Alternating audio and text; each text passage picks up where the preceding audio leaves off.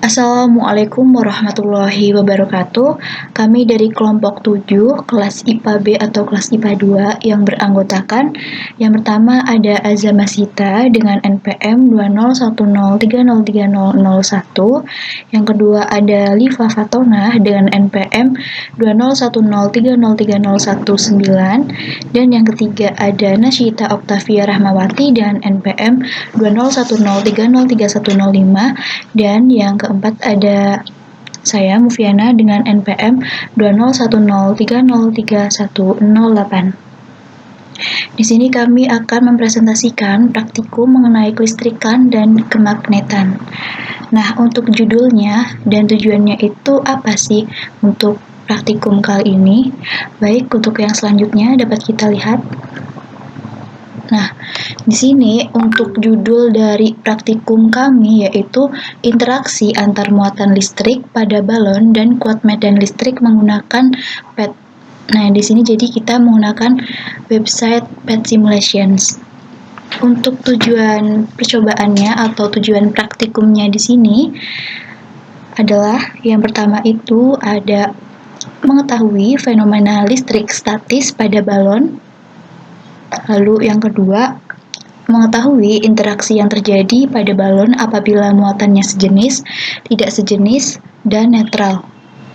Dan yang terakhir atau yang ketiga, mengetahui faktor yang mempengaruhi kuat medan listrik.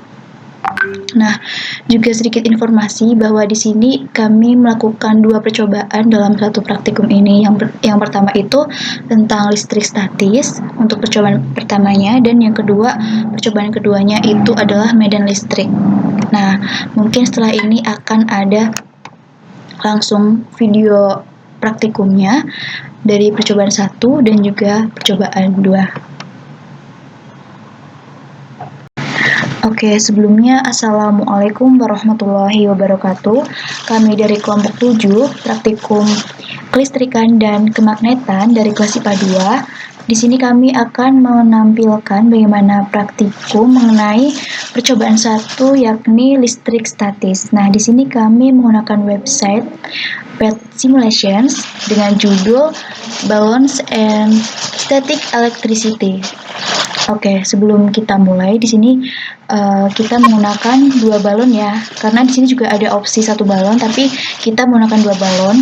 Dan sebelum kita gosokkan kedua balon ini kepada pakaian dan juga tembok, kita amati terlebih dahulu keadaan balon awal. Nah, di sini semuanya masih netral ya teman-teman. Nah, langsung saja. Yang pertama kita gosokkan balon kuning ini ke pakaian.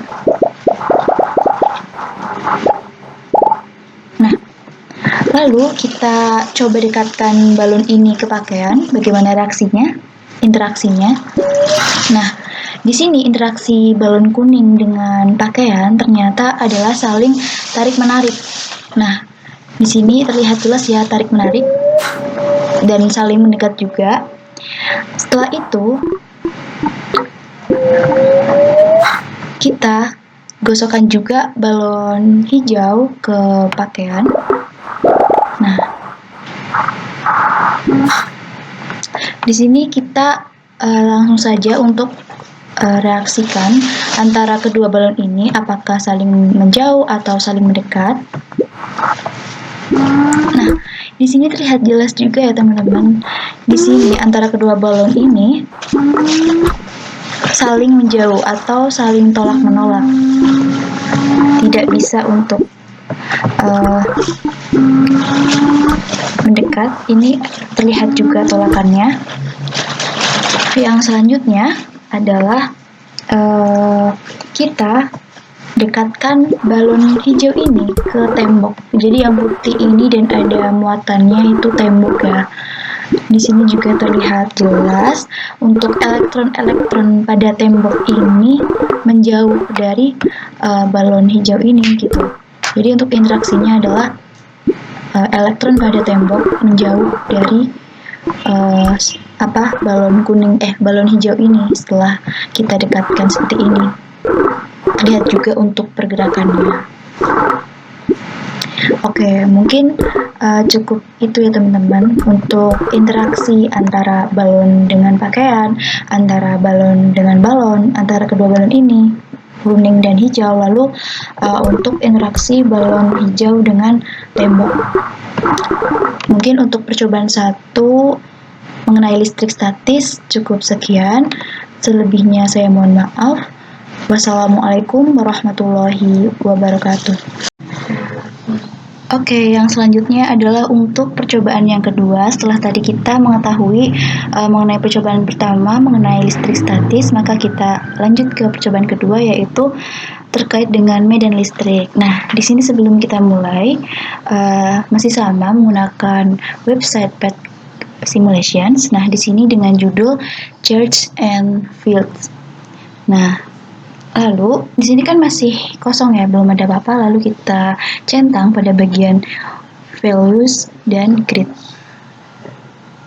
Nah, di sini terlihat seperti ada garis kotak-kotaknya, dan di sini juga ada ketentuan untuk 1 meternya itu seberapa.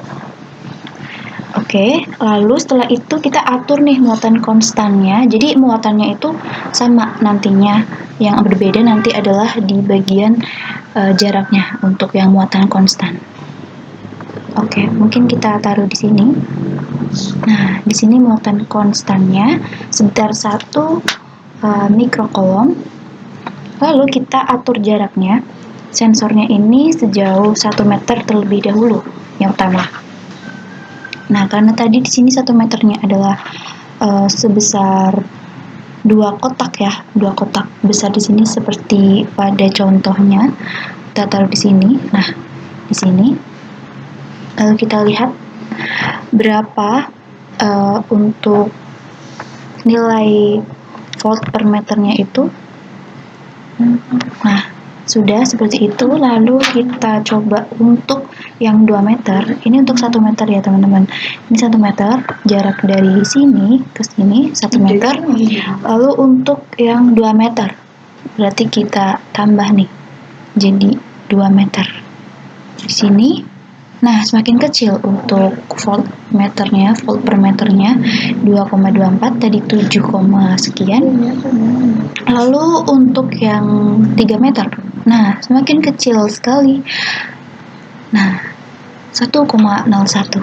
Jadi untuk jarak semakin jauh, maka volt per meternya ini, yang ini ya teman-teman, itu semakin kecil. Oke, yang selanjutnya kita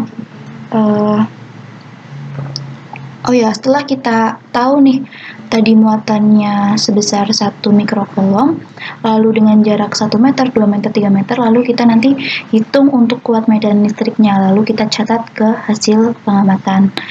Selanjutnya, yang konstan sekarang adalah jaraknya, tapi dengan muatannya 1 mikrokolom, 2 mikrokolom, dan 3 mikrokolom.